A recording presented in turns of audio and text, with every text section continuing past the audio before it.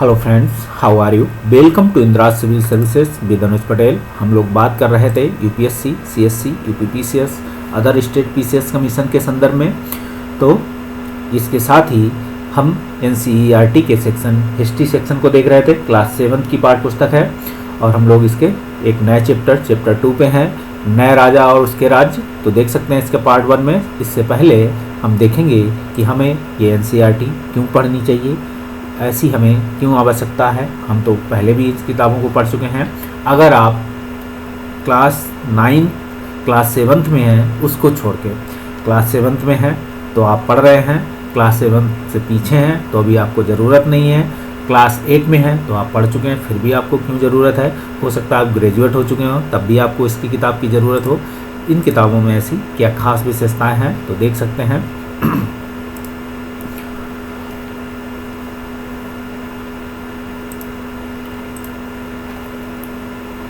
हम बात कर रहे थे कि हमें एनसीईआरटी क्यों पढ़नी चाहिए, ठीक, क्यों पढ़नी चाहिए, why should we read NCERT.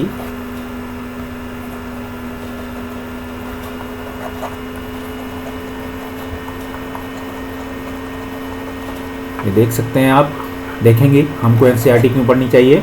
ठीक, तो यूपीएससी, अगर आप यूपीएससी दे रहे हैं, यूपीएससी का मतलब अगर आप एनडीए, सीडीएस अदर एग्ज़ाम दे रहे हैं, ठीक है, आप सीएससी दे रहे हैं और यूपीपीसीएस दे रहे हैं, अदर स्टेट पीसीएस दे रहे हैं, साथ ही आप देखेंगे कि अदर एग्ज़ाम, वनडे एग्ज़ाम, ठीक है, प्री कम मेंस दे रहे हैं, वनडे एग्ज़ाम को देख रहे हैं, साथ ही आप देखेंगे यूपीएससी, सीएससी, यूपीपीसीएस के संदर्भ में, जीएस के संदर्भ में देख रहे हैं। अगर आपका ऑप्शनल सब्जेक्ट क्या है, हिस्ट्री है यूपीएससी, सीएससी में, और आप देखेंगे पीसीएस, यूपीपीसीएस में है आपका सब्जेक्ट ऑप्शनल, नेट दे रहे हैं इससे सब्जेक्ट से, पीजीटी दे रहे हैं अगर आप इस सब्जेक्ट से, तब भी आपको इन किताबों को पढ़नी चाहिए, देखना चाहिए।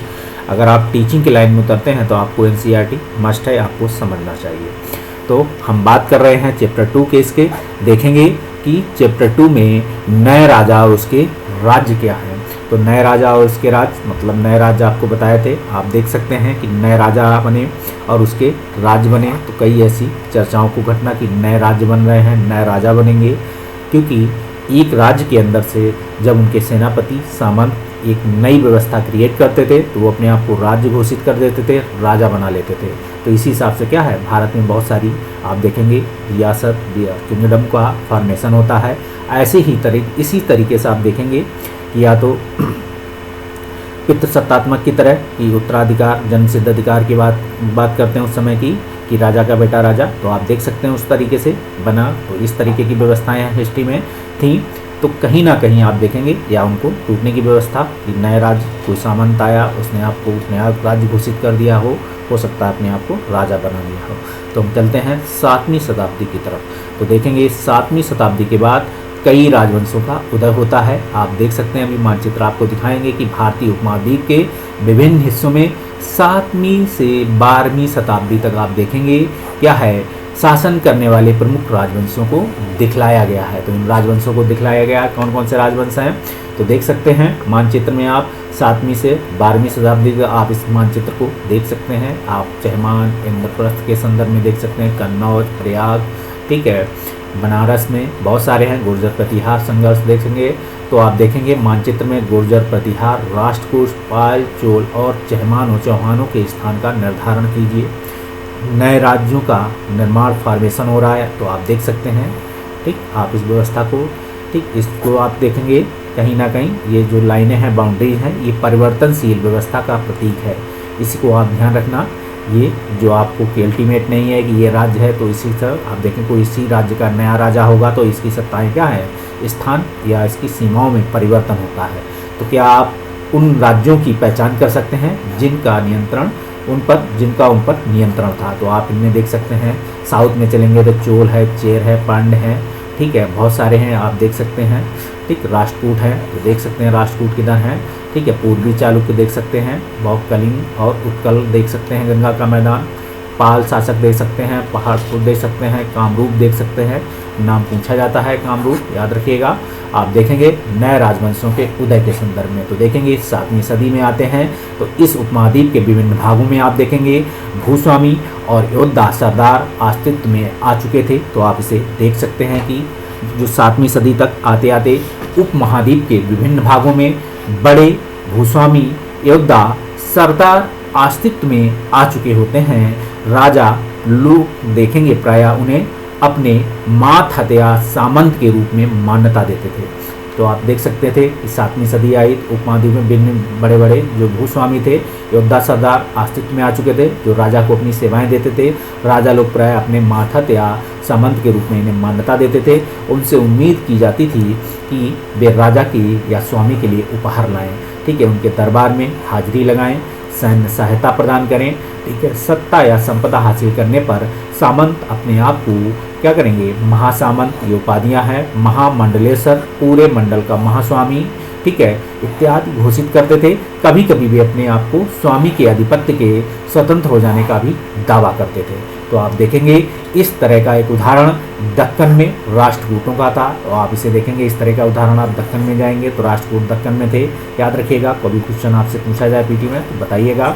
साथ ही आप देखेंगे शुरुआत में वे कर्नाटक के चालुक्य राजाओं के अधीनस्थ थे। ये भी क्वेश्चन आपसे पूछा जाएगा कि राष्ट्रकूट शुरुआत में किन राजाओं के अधीनस्थ थे, तो चालुक्य राजाओं के अधीनस्थ थे राष्ट्रकूट। ये भी क्वेश्चन पीटी में पूछा जा चुका है। और आप देखेंगे 8वीं सदी के मध्य के एक राष्ट्रकूट प्रधान दंती दुर्ग ने अपने चालुक्य स्वामी की अधीनता से क्या किया, इनकार कर दिया। तो आते हैं चालुक्य स्वामी थे एक, कौन, चालुक्य स्वामी की अधीनता दंती दुर्ग थे, जो राष्ट्रकूट के संस्थापक माने जाते हैं। ये भी क्वेश्चन पीटी में पूछा जा चुका, फिर से पूछा जाए तो इनकार कर दिया और उसे हरा दिया। हिरण्यागर्भ आप देखेंगे शाब्दिक अर्थ सोने का गर्भ, ये भी क्वेश्चन हिरण्यागर्भ का आर्ट एंड कल्चर में आपसे क्वेश्चन पूछा जाएगा।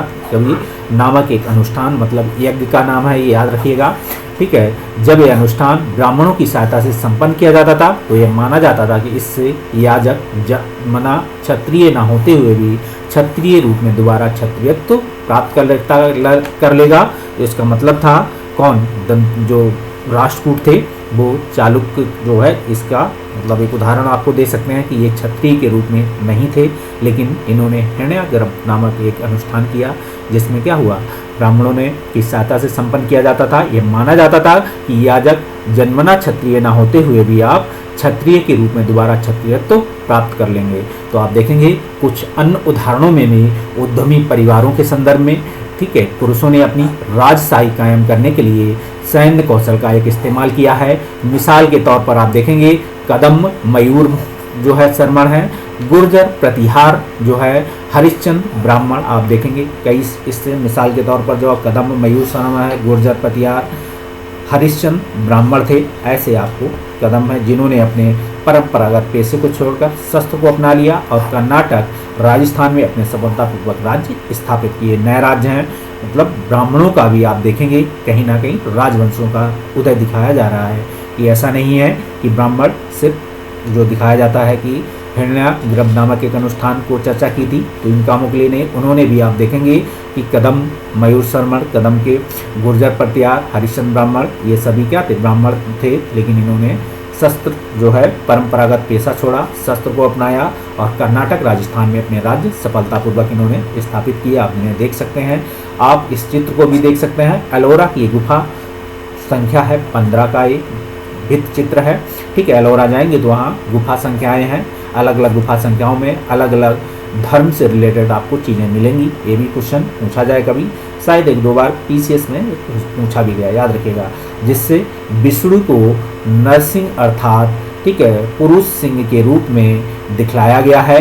यह राष्ट्रकूट काल की कृति है, आप इसे देख सकते हैं। क्या आपके विचार में उस दौर में एक शासक बनने के लिए क्षत्रिय के रूप में पैदा होना क्या महत्वपूर्ण था? तो आप इसे देख सकते हैं कि आपके विचार में उस दौर में एक शासक बनने के लिए क्षत्रिय के रूप में पैदा होना क्यों महत्वपूर्ण था। नए आप देखेंगे राज्यों में प्रशासन के रूप में आप देखेंगे, राज्य के रूप में आप देखेंगे कि नए राजाओं से में इन इकाई से कईयों में महाराजाधिराज राजाओं के राजा त्रिभुवन चक्रवर्ती 3 भुवनों का स्वामी इस प्रकार के अन्य भारी भरकम उपाधियां दी जाती थी। तो कभी आप पूछा जाए पीटी में क्वेश्चन कि इसके मतलब क्या है या ये क्या है, तो उपाधियां थी। ठीक है, इस क्वेश्चन को कभी आप देखेंगे त्रिभुवन चक्रवर्तीन का मतलब क्या है, पीटी में क्वेश्चन पूछा जा सकता है। खासकर आर्ट एंड कल्चर से संबंधित ये सब बनेंगे और कुछ जो है टर्मिनोलॉजी हिस्ट्री से बन सकते हैं। तो आप देखेंगे कि लेकिन इस तरह के दावों के बावजूद वे अपने सामंतों तथा साथ ही साथ किसान, व्यापारी, ब्राह्मणों के संगठनों के साथ अपनी सत्ता की साझेदारी करते थे। किस तरीके से वो अपना काम करते थे देख सकते हैं कि दावे, ठीक है, दावों के बावजूद वे अपने सामंतों के साथ साथ किसान, व्यापारी, ब्राह्मणों के संगठनों के साथ, कि इनके अपने अपने अलग अलग संगठन थे, इनकी सत्ता की साझेदारी भी वो करते थे। आप देखेंगे इसके साथ ही, ठीक है, प्रशासन में। और आप ये भी देखेंगे कि इन सभी राज्यों में उत्पादकों अर्थात किसान, पशुपालक, कारीगर, ठीक है, संसाधन इकट्ठे किए जाते थे इनसे। और आप देखेंगे अक्सर अपने उत्पादों का एक हिस्सा त्यागने के लिए इन्हें बाध्य किया जाता था। कभी कभी इस हिस्से को लगान मानकर वसूला जाता था, क्योंकि प्राप्त करने वाला भूस्वामी होने का दावा करता था। आप ये भी देखेंगे कि राजस्व व्यापारियों से भी लिया जाता था, कोई ऐसा नहीं था जिससे राजस्व नहीं लिया जाता था। आप ये भी देखेंगे 400 कर की बात है तो देखेंगे तमिलनाडु में शासन करने वाले चोल वंशों के अभिलेखों में विभिन्न किस्म के करों की ये 400 से ज़्यादा सूचक शब्द मिलते हैं। ठीक है, तो आपसे पूछा जाए कि 400 कर नामक व्यवस्था किस राजवंश में मिलती है, पीटी में कभी क्वेश्चन पूछा जाए तो बताइएगा। चोल वंश में अभिलेखों में मिलती है। सबसे अधिक उल्लिखित शब्द बेट्टी, यानी ये पीटी में क्वेश्चन आपसे पूछा जाएगा, याद रखिएगा। ठीक है, यानी जबरन श्रम। कदमाई, आप देखेंगे भू राजस्व, मकान पर छाजन डालने वाले लगाने वाला कर। खजूर या ताड़ के पेड़ पर चढ़ने के लिए सीढ़ी के इस्तेमाल के लिए लगाने जाने वाला कर है, ये अलग अलग कर हैं। और आप ये भी देखेंगे कि पारिवारिक संपत्ति का क्या करेंगे, उत्तराधिकार हासिल करने के लिए लगाने वाले कर इत्यादि का भी आपको उल्लेख मिलता है। क्या इनमें से कोई कर वसूले जाते थे, ये सभी कर वसूले गए होंगे, तभी इनका उल्लेख किया गया है। आप याद रखिएगा कि किस तरीके से हैं। तो बेट्टी, कदमाई, ये वर्ड याद रखेंगे, ये वर्ड क्या है। तो बेट्टी जबरन श्रम, कदमाई भू राजस्व, मकान पर छाजन डालने वाला कर, मतलब जो मकान पर ऊपर आप डालते हैं, स्लेब डालते हैं, आज आप मशीन से डाल लेते, उस समय मनुष्य जो है एक दूसरे के सहयोग से डालते होंगे।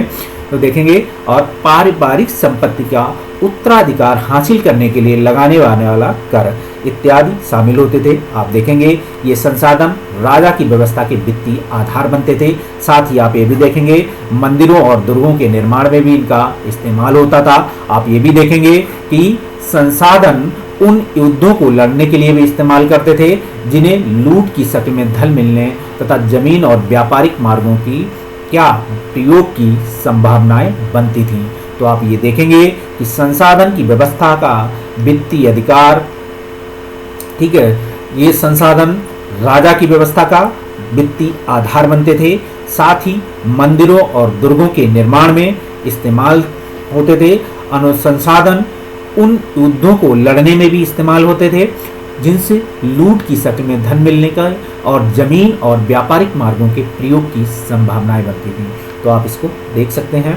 इसके साथ ही प्रशासन का यह रूप आज के किस व्यवस्था से मायने भिन्नता, मेंस पॉइंट ऑफ व्यू से क्वेश्चन बनेगा ऑप्शनल में।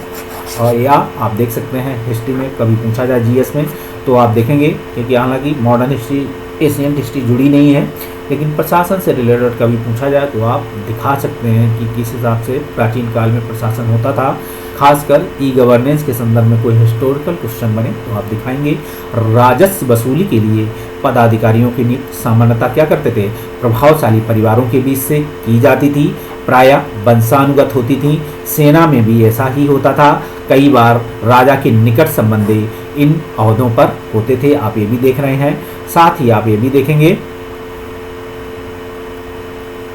कि प्रशस्तियां और भूमि अनुदान के संदर्भ में, तो प्रशस्तियों के बारे में ऐसे ब्यौरे होते हैं जो सदसा सत्य नहीं हो सकते हैं, लेकिन ये प्रशस्तियां हमें बताती हैं कि शासक खुद को कैसा दर्शाना चाहते थे। तो आप देखेंगे कि प्रशस्तियां ऐसे ब्यौरे होते थे जो शब्दता सत्य नहीं है, क्योंकि जैसा वो लिखते थे वैसा लिखा होता है उसमें जो जानकारी, लेकिन ये प्रशस्तियां हमें बताती थी कि शासक खुद को कैसा दर्शाना चाहते थे। मेन प्रशस्तियां इसी के बारे में थी। मिसाल के तौर पे आप देखेंगे कि सूरवीर विजयी योद्धा के रूप में ये विद्वान ब्राह्मणों द्वारा रची गई थी, जो अक्सर प्रशासन में मदद करते थे। आप देखेंगे ये लिखी कितने की, इनके योद्धा, इनके सूरवीर, इनकी गाथाएं, इनके प्रशंसा में ये प्रशस्तियाँ लिखी जाती थी। नागभट्ट की उपलब्धियों की इसमें से एक चर्चा करते हैं आपके सामने। कई शासकों ने प्रशस्तियों में अपनी उपलब्धियों का बखान किया। आपने पिछले साल गुप्त शासक समुद्रगुप्त की प्रशस्ति के बारे में हमने आपको बताया था, ठीक है। संस्कृत में लिखी गई, एक ग्वालियर में जाएंगे, मध्य प्रदेश पास, ठीक है। एक प्रशस्ति में प्रतिहार नरेश हैं, ठीक। नागभट्ट के कामों का वर्णन इस प्रकार किया है, कैसे किया गया है कि आंध्र, संदप, सिंध, विदर्भ, महाराष्ट्र का एक हिस्सा और कलिंग, उड़ीसा का एक हिस्सा राजा उनके आगे तभी धराशायी हो गए जब वो राजकुमार थे। तो इस तरीके से प्रशस्ति लिखी जाती है। उन्होंने कन्नौज के शासक चक्र युद्ध को विजित किया। तो आप देखेंगे कभी क्वेश्चन आप किस पे जाएं, आप नागभट्ट की प्रशस्ति पे भले जाएं, लेकिन आप ये जान रखें कि कन्नौज के शासक चक्रयुद्ध थे, ठीक। उनको विजित किया है किन्होंने, नागभट्ट ने। क्वेश्चन पूछा जाए कभी, आप बताइएगा, ठीक है। नागभट्ट के कामों के वर्णन तो आप ये भी देख सकते हैं कि ये कहाँ के थे, आंध्र, संदप, सिंध, विदर्भ का एक हिस्सा, कलिंग, ठीक। इन सभी के आगे वो धराशायी हो गए। आप देखेंगे ये उन्होंने बंगाल का एक हिस्सा था, अनर्क गुजरात का एक हिस्सा है, मालवा मध्य प्रदेश का हिस्सा है, किरात बनवासी और तुर्क थे, आप याद रखिएगा। और मस दोनों उत्तर भारत के राजाओं को पराजित किया। तो आप इन्हें भी देख सकते हैं कि इन्होंने कहाँ कहाँ अपने झंडे लहराए थे, तो इसको देख सकते हैं। उनके अभिलेखों में उल्लिखित शासकों में कुछ को मानचित्र एक में ढूंढने की कोशिश करें और आप देखें राजाओं के इस तरह के दावे आपके विचार में कैसे दावे होने के लिए सही होंगे। तो आप देखेंगे राजा लोग प्रायः ब्राह्मणों को भूमि अनुदान से पुरस्कार करते थे, ठीक है। और वे ताम्र अभिलेखों पर अभिलिखित होते थे जो भूमि पाने के लिए दिए जाते थे। तो आप देखेंगे ब्राह्मणों को भूमि अनुदान से पुरस्कार, जब राजा ब्राह्मण इन प्रशस्तियों को लिखते थे तो राजा इन्हें भूमि देते थे, ताम्र पत्रों पर वो अभिलेखित होते थे, ठीक है, जो भूमि पाने के लिए दिए जाते थे। वो ताम्र पत्र पर भी ये व्यवस्था लिखी जाती थी कि हमने इनको ये भूमिदान दी हुई है। और आप तारपत्र, ताम्रपत्र देख सकते हैं, ठीक। इन पत्रों को यह थोड़ा संस्कृत और थोड़ा तमिल में लिखा हुआ है। यह ताम्रपत्र देखेंगे संग्रह है जिसमें 9वीं सदी में एक शासक के रूप द्वारा दिए गए भूमि अनुदान का उल्लेख मिलता है।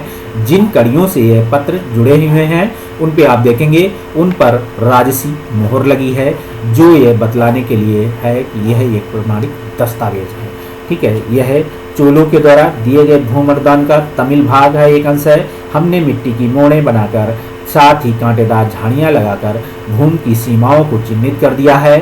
भूमि की ये चीज़ें फलदार वृक्ष, पानी, भूमि, बगीचे, फलोद्यान, पेड़, कुएं, खाली जगह, चरागाह, एक गांव, बावी, चबूतरे, नहरें, खाइयाँ, नदियाँ, दलदली जमीन, हौज, अनागार, मछलियों के तालाब, मधुमक्खियों के छत्ते, इन सभी के बारे में आप देखेंगे अनुदान के रूप में लिखा गया। बहुत मतलब की चीज़ें नहीं हैं, आप इसे देख सकते हैं, ठीक। और इसके साथ ही आप देखेंगे कि इसमें न्यायाधिकारियों को द्वारा जुर्माने के तौर पर लगाए गए कर वसूल किए जाते थे, ठीक है। पान के पत्तों पर लगने वाला कर, बहुत सारे कर थे, आप इन्हें देख सकते हैं। इसके साथ ही आप देखेंगे, बाकी अगर आपको ये मेंस पॉइंट ऑफ व्यू से है तो आप इसे पढ़ के लिख डालिएगा, ठीक। इसमें पीटी पॉइंट ऑफ व्यू से बहुत कुछ खास नहीं है क्योंकि बहुत सारे कर हैं, कहाँ कैसे कर लिए जाते थे। चोल वंश की व्यवस्था थी, याद रखिएगा कि हर, ठीक है, आप देखेंगे ऊपरी माले के बड़े कमरे बनवा सकता था, बड़े और छोटे कुएं खुदवा सकता था, पेड़ कांटेदार धारियाँ लगवा सकता, जरूरी हो तो सिंचाई के लिए नहर बनवा सकते थे। यह सुनिश्चित करना कि पानी बर्बाद ना हो, तटबंधों का निर्माण हो, इस तरीके की व्यवस्थाएं चोल में थी। आप देखेंगे चोल में, ठीक है, 12वीं शताब्दी में एक बृहद संस्कृत काव्य की रचना की गई है जिसे कश्मीर पर शासन करने वाले राजाओं का इतिहास दर्ज है। इन्हें कल्लड़ नामक एक रचनाकार द्वारा रचा गया हुआ है। कल्लड़ ने अपना वृत्तांत लिखने के लिए आप देखेंगे क्या हुआ, अपने शिलालेखों, दस्तावेजों, आप देखेंगे जो शिलालेख हैं, दस्तावेज हैं, प्रत्यक्षदर्शियों के वर्णन के पहले इतिहासों, सामंतों, अनेक तरह के स्रोतों का इस्तेमाल किया है। प्रशस्तियों को लेखकों के भिन्न पर वह अक्सर शासकों और उनकी नीतियों के बारे में आलोचनात्मक रूप दिखलाता है। 12वीं सदी में यह असाधारण एक ग्रंथ था। कुछ खास चीज़ नहीं है। तो धन के लिए भी लोग युद्ध करते थे। खासकर देखेंगे, आपने गौर किया होगा कि प्रत्येक राजवंश का आधार कोई क्षेत्र विशेष था। दूसरे क्षेत्रों पर नियंत्रण करने का वो भी प्रयास करते थे। विशेष रूप से वांछनीय क्षेत्र था गंगा घाटी में कन्नौज नगर। तो आप देखेंगे उस दौर में कन्नौज बहुत ही, आप देखेंगे जो है तराई क्षेत्र में जो प्रमुख एक व्यवसाय का केंद्र था, ठीक है, आने जाने का एक प्रमुख केंद्र था, मार्ग था। गुर्जर प्रतिहार देख सकते हैं। राष्ट्रकूट और पाल वंशों के शासक सदियों तक कन्नौज के ऊपर नियंत्रण लेकर आपस में लड़ते रहे। चूंकि आप देखेंगे इस काल की लंबी लड़ाई लड़ी 3 पक्ष थे। इतिहासकारों ने अपने इसकी चर्चा त्रिपक्षीय संघर्ष के रूप में की है। जैसा कि हमने देखेंगे कि शासकों ने बड़े मंदिरों का निर्माण करवाकर अपनी सत्ता और संसाधनों का प्रदर्शन करने का प्रयास किया, इसलिए वे एक दूसरे के राज्यों पर आक्रमण करते थे। आप ये भी देखेंगे आक्रमण होते थे। मंदिरों को भी आप देखेंगे अपना निशाना बनाते थे और कभी कभी बहुत अधिक संपन्न होते थे। अफगानिस्तान के गजनी के सुल्तान महमूद ऐसे शासकों में से सबसे प्रसिद्ध थे जो 997 से 1030 तक शासन किया। उनके नियंत्रण का विस्तार मध्य एशिया के कई भागों, ईरान उपमहाद्वीप के उत्तरी पश्चिमी हिस्से तक किया गया। आप ये भी देखेंगे यह लगभग हर साल उपमहाद्वीप पर हमला करता था। उनका निशाना था क्या? संपन्न मंदिर, जिनमें गुजरात के सोमनाथ मंदिर शामिल थे। तो आप देख सकते हैं अफगानिस्तान के गजनी शासक थे सुल्तान महमूद थे। इन्होंने आक्रमण किया। महमूद जो धन उठा ले गया वह बहुत बड़ा हिस्सा गजनी में एक वैभवशाली राजधानी का निर्माण में खर्च हुआ। वह अपने द्वारा जीते गए लोगों के बारे में कई बातें जानना चाहते थे। अल-बरूनी नामक आप देखेंगे एक विद्वान को उपमहाद्वीप में लेखा जोखा लिखने का काम सौंपा गया है। अरबी में लिखी गई कृति किताब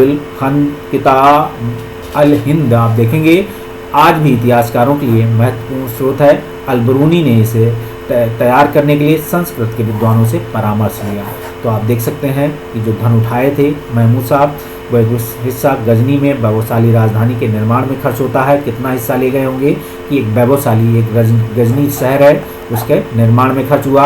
अपने जीते द्वारा लोगों के कई बार जो बातें हैं जानना चाहता था। इसमें एक अल-बरूनी साहब हैं, एक विद्वान उपमहाद्वीप के लेखा जोखा लिखने का इनको काम सौंपा, ठीक है। और अपनी इन्होंने क्या किया, अरबी में लिखी गई, पहले तो ये अरबी में है, ठीक है, किताब है किताब अल हिंद। आप देखेंगे आज भी इतिहासकारों के लिए महत्वपूर्ण स्रोत है। तो अल-बरूनी की है, क्वेश्चन पीटी में पूछा जाएगा। और एक गजनी कितना धन ले गए थे, इन्होंने कौन सा शहर का जो है दोबारा से रिस्ट्रक्शन किया है, तो आप देखेंगे। और साथ में आप ये भी देखेंगे क्या क्या काम किया है। युद्ध करने वाले दूसरे राजाओं में चौहान भी थे। आप ये राजस्थान से अजमेर के थे, बाद में चौहानों के रूप में जाने गए। दिल्ली और अजमेर के आसपास के क्षेत्रों पर उन्होंने शासन किया। पश्चिम और पूर्व की ओर अपने नियंत्रण क्षेत्र का इन्होंने विस्तार करना चाहा, जहां उन्होंने गुजरात के चालुक्यों और पश्चिमी उत्तर प्रदेश के गहरवालों से टक्कर उन्हें लेनी पड़ी। तो आप ये भी देखेंगे कि दिल्ली और अजमेर के आसपास के क्षेत्रों पर शासन करते थे। उन्होंने पश्चिम और पूर्व की ओर अपने नियंत्रण क्षेत्र का विस्तार किया। उन्होंने क्या किया, जहां उन्हें गुजरात के चालुक्यों और पश्चिमी उत्तर प्रदेश के गहरवालों से टक्कर लेनी पड़ी। चहमानों का आप देखेंगे सबसे प्रसिद्ध शासक था पृथ्वीराज तृतीय।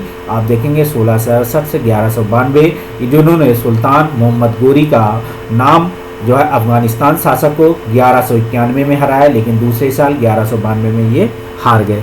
तो आप देखेंगे पृथ्वीराज तृतीय जो हैं 16 से 68 से 1192, इन्होंने सुल्तान मोहम्मद गोरी को जो है हराते हैं अफगान शासक को, लेकिन 91 में हराते हैं, लेकिन अगले साल ये हार जाते हैं। इसका कारण आपको पता है, नहीं पता है तो जयचंद साहब इनको क्या है धोखा दे देते हैं, ठीक। तो जयचंद साहब को अगला जो युद्ध होता है उसमें भी वो मोहम्मद गोरी उन्हें भी हरा देते हैं। विचार विमर्श कीजिए कि चहमानों ने अपने इलाके का विस्तार क्यों करना चाहा। तो आप देखेंगे मानचित्र चोल राज्य और उसके पड़ोसी राज्यों के संदर्भ में, आप चोल के संदर्भ में देख सकते हैं, चोल की सीमाएं देख सकते हैं, ठीक है। आप इसे देख सकते हैं, ये परिवर्तनशील सीमाएं हैं, इसे आप याद रखिएगा। अब हम बात करेंगे तंजावुर से। इस चैप्टर को हम इस मानचित्र के साथ हम इस वीडियो को यहीं रोकते हैं। मिलते हैं अगले वीडियो में। आई होप मेरा पढ़ाया हुआ आपको अच्छा लगा होगा।